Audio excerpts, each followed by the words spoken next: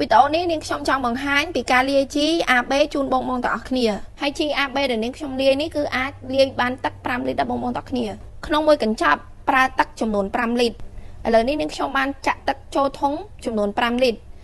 អញ្ចឹងបងទាំងអស់គ្នានាងខ្ញុំជ្រើសរើសការលាយ GA មុន GB ហើយសម្រាប់ការលាយទឹកគឺងាយស្រួលមែនតើបងទាំងអស់គ្នា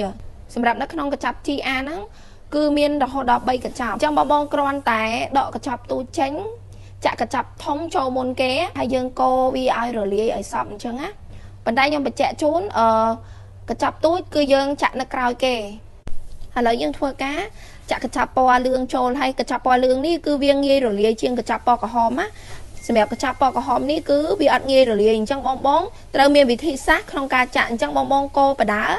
រោយវាបន្តិចបដាអញ្ចឹងរោយរហូតកូរបដារោយបដាព្រោះថាកញ្ចប់ពណ៌ខ្មៅនេះបើសិនជាបងអត់រោយបដាកូរបដាអញ្ចឹងទេបើបងចាក់ចូលទាំងអស់ហ្មង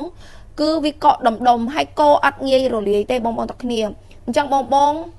ព្យាយាមរោយវាបដាកូរបដារហូតដល់បងគិតថាវារលាយសពអស់ណាបន្ទាប់ពីបងកូរឲ្យសពអស់បងអាចច្រកដាក់ក្នុងដបដូចនេះខ្ញុំអញ្ចឹងណាហើយ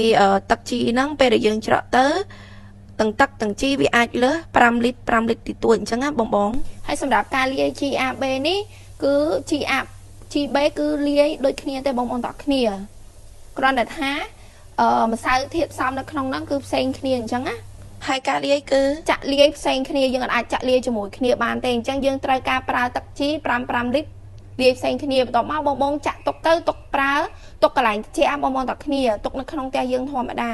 រក្សាគុណភាពទុកបានប្រើរយៈពេលដល់តែ8ខែទៅ1ឆ្នាំអញ្ចឹងបងអាចប្រើបានយូរមែនតើហើយសម្រាប់ GAB នេះគឺជាផលិតផល